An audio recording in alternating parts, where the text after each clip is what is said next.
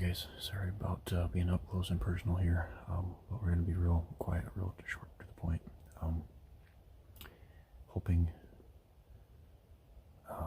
tonight is our last, I don't want to say bow hunting sit because it's obviously our season runs all the way until January 1st. And being the die-hard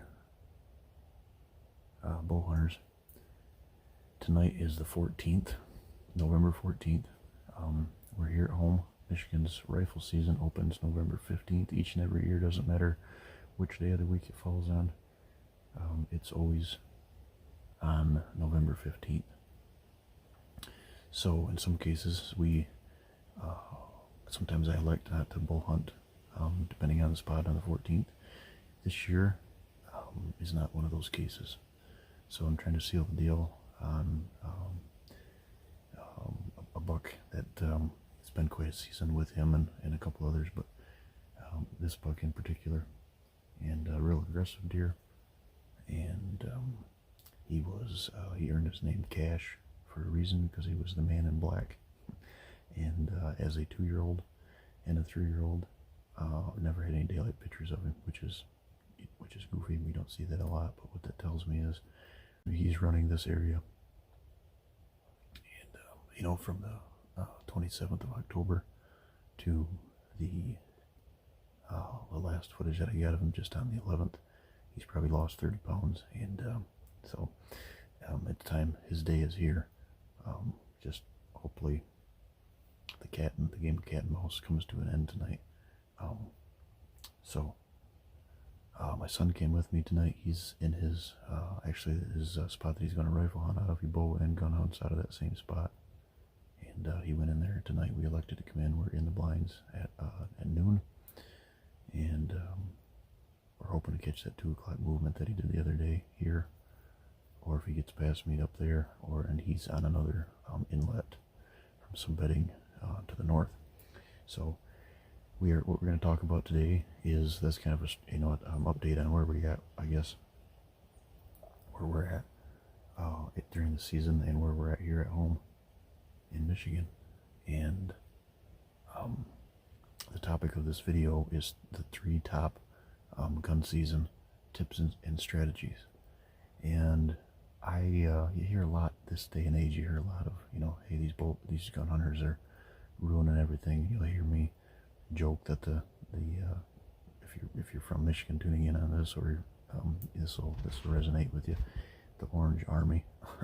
But the fact of the matter is, I'm one of the Orange Army. We hunt here, but where that got that title is a lot of folks that hunt our area here as far as public ground or something. They flood into the area, and sometimes don't do preseason scouting like a lot of us that live around these areas. Not only in Michigan, but this goes all across the country. When you get that flood, that influx of out-of-state hunters or people from out of the area that come up. So the first topic that I'm going to talk about is this. One, if you are on a public ground situation and you're hunting a private parcel that's surrounded by public ground, let's say, I don't look at that as now if it's a trespass issue or you're getting harassed, I guess, on public ground or whatever, that's a different situation. But I look at those opportunities as a way to use that pressure as an advancement, as a tool to aid in your success. And this situation that we've got here is a perfect example. The spot that we're in, this is what we're going to talk about. So the number one thing, 1 out of 3, is this: use that pressure to your advantage. And the most overlooked gun hunting spot ever is a exit funnel.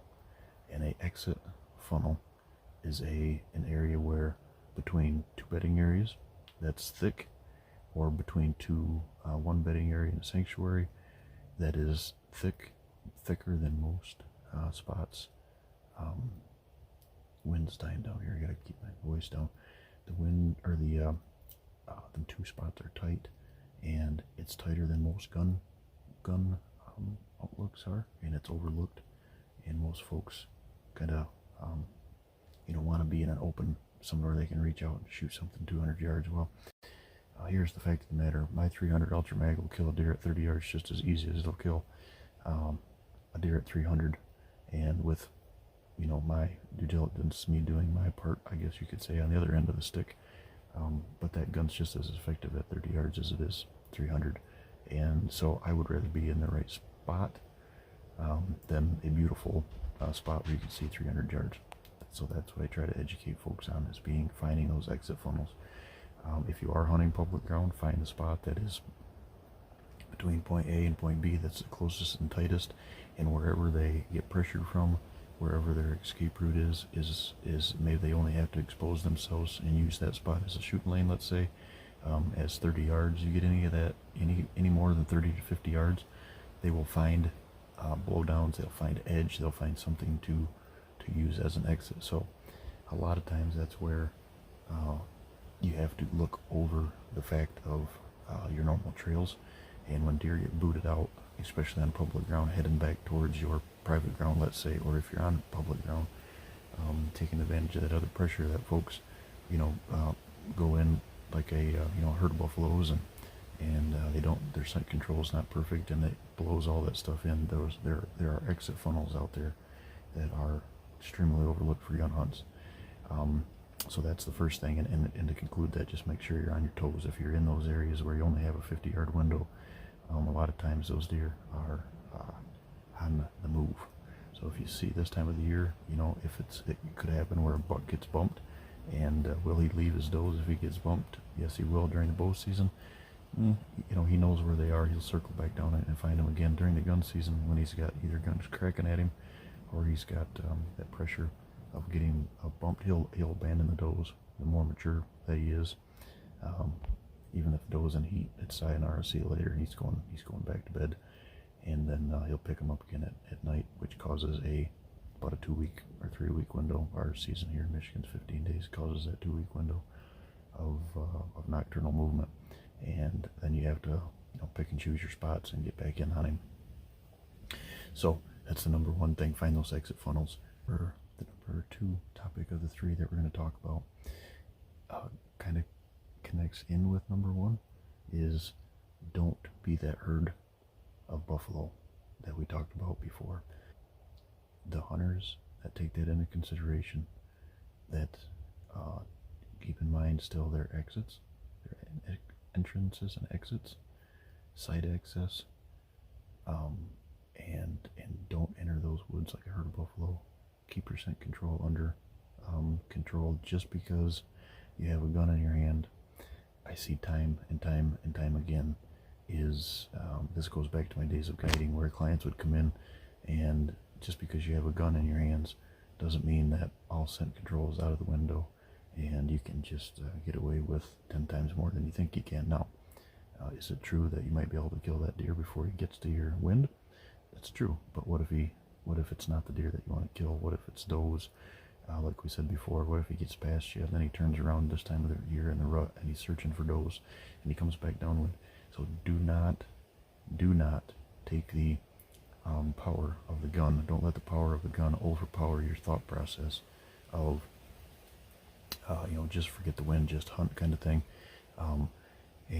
So keep that in mind. So that's the number 2 thing, is still use your bow hunting mentality, and just knowing that you're going to have the chance of being more effective at a longer distance, and maybe making that happen sooner than you would than have to be 20 or 30 yards right in front of you with a bow.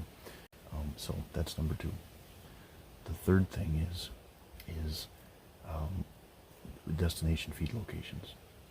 You've heard me preach it before. I'll preach it again. I'm not a destination food plot hunter, and that goes for, as far as out in public ground, that goes for the same theory as far as hunting oak flats. You're feeding destinations wherever that destination is you want to take yourself out of that equation. You don't want to be on those. You can, this time of the year, not too long ago, I actually heard a gentleman actually reached out to me and said, hey, so-and-so claims that during the rifle season you should be sitting on the field. How do I get into that field?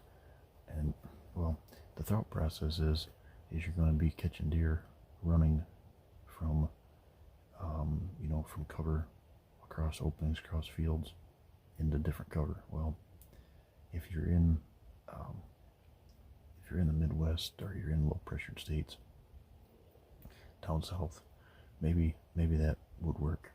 When you're in a state such as Michigan, when there's as many hunters, there was like 400,000 rifle hunters in the woods at one time. I don't know the exact number now. We've got 600,000 hunters, but there's like 400,000 of those are, that went out and gun hunted. Now, those deer, young, immature deer, may, depending on pressure level, you may get lucky and catch a mature buck on its feet running across an opening or running across the field to get from, across those destinations. To me, just because it's a field, the biggest thing is, guys, you can't get into it without blowing it out. Now, during bow season, if you went into a destination feed location and you blew a deer out of there, going into a field, let's say, or a food plot, or a oak flat, that deer, there's way less of a chance of him getting shot as soon as he gets out of sight. During the bow or the gun season, if you bump that deer off, you are now the herd buffaloes that have went through and chased that deer to your neighbors. Now, the fact of the matter is, now during the gun season, the chances of them getting harvested and are way higher. So if you're in an area where there's multiple deer and you're not worried about bumping one or two off, well, that's a decision that you have to make. I don't practice that anywhere in the nation, let alone in high pressure states. Even if I'm in low pressure states, it's not because it's the end goal is to have that same feeding pattern, bedding to feeding, and catch those deer. Now, why are we in those openings, in the bedding area? And the reason is because you're still hunting an opening, but it's between point A and point B, and it's only 30 yards, and it's not out in a field location where you're going to blow it going into it. So that's something that the mentality of most gun hunters, the majority of most gun hunters, is I want to be in a box blind. I want to be on the edge of a field. I want to be watching a food plot. I want to see this big green food plot where I can reach out and shoot 200 yards. And once you experience the difference between, even with a gun especially, sitting in those same areas where you're hunting with a rut, there's a reason that you're hunting those rut funnels. There's a reason that you're hunting those areas that you were with a bow just a day, 2 days, 3 days before that. And to me, that shouldn't change. When you transition back out to those feeding destinations, is at the end of the game, where you're getting daylight pictures on these food sources, and you got a week left of season, and then that if you can get out of there, it might be your last hunt or whatever, then you can go to those box blinds and see if you can get doe management done, or get lucky enough to kill a mature buck out on that food source. But now is not the time to do that. Now is the time to be the guy in those exit funnels, taking advantage of everybody else sitting out on the fields, putting all the pressure going to the box blinds, and walking through fields. I mean, it's a big piece of the puzzle. It's an education tool. It's something that folks aren't used to. They're not, generations of people with a gun don't hunt. Rut funnels. They're out in fields. That's just what, and same way. That's what I was taught. Raised. But once you experience the opportunities that you're missing by walking out into fields in the morning. Now, if you're not hunting opening morning and you're going to hunt in the evening, then you can get into those, fields undetected. Problem is, you got to get out of them. So if you blow that deer out of there in the night, the guy that's in the funnels, or the guy that's in the low pressure area, a day or two after, is going to be the guy that's going to have the higher success. So, and we'll continue on. So, thanks for tuning in, guys, and good luck to everybody out there with the guns during the gun hunt here in Michigan and across the country that's popping up. Stay safe, and maybe it should be number 4. 4 topics. The 4th one is stay safe. Huge priority. And downrange, make sure what you're shooting at. If you're out on public ground, respect the guy that you run into. Make sure you're, take your orange hats or your ribbons or whatever you got to do, put on those blinds, so people know that you're in them or in the tree, and you guys stay safe. So, good luck to everybody. Hopefully we'll be tuning back into your ear with some grip and grins here. Thanks.